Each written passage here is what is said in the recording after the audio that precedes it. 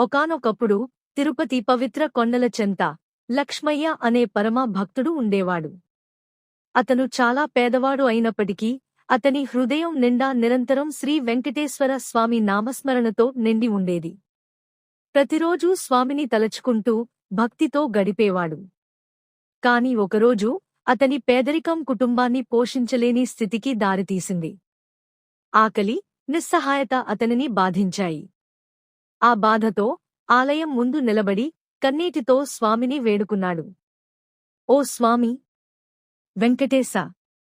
నువ్వే నాకు దారి చూపాలి. నన్ను, నా కుటుంబాన్ని రక్షించే ఉపాయం నువ్వే చెప్పాలి.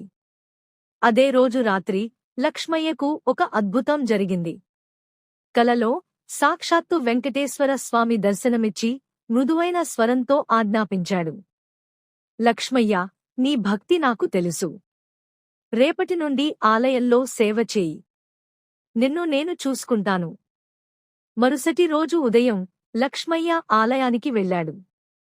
ఎలాంటి ప్రతిఫలం ఆశించకుండా శ్రద్ధతో, భక్తితో స్వామి సేవలో నిమగ్నమయ్యాడు. కాలం గడిచే కొద్దీ ఆ సేవ వల్ల, ఆ భక్తి వల్ల లక్ష్మయ్య జీవితం మలుపు తిరిగింది. స్వామి కృపతో అతనికి శాంతి, సంతృప్తి లభించాయి. అతని పేదరికం పోయి కుటుంబం సుఖంగా జీవించడం ప్రారంభించింది. ఆనాటి నుండి ఆ ప్రాంత ప్రజలంతా ఒక సత్యాన్ని తెలుసుకున్నారు. నిజమైన, నిష్కపటమైన భక్తికి ఆ శ్రీ వెంకటేశ్వర స్వామి ఎల్లప్పుడూ రక్షణగా ఉంటాడు. శరణు వేడిన భక్తులను స్వామి ఎప్పుడూ విడిచిపెట్టడు.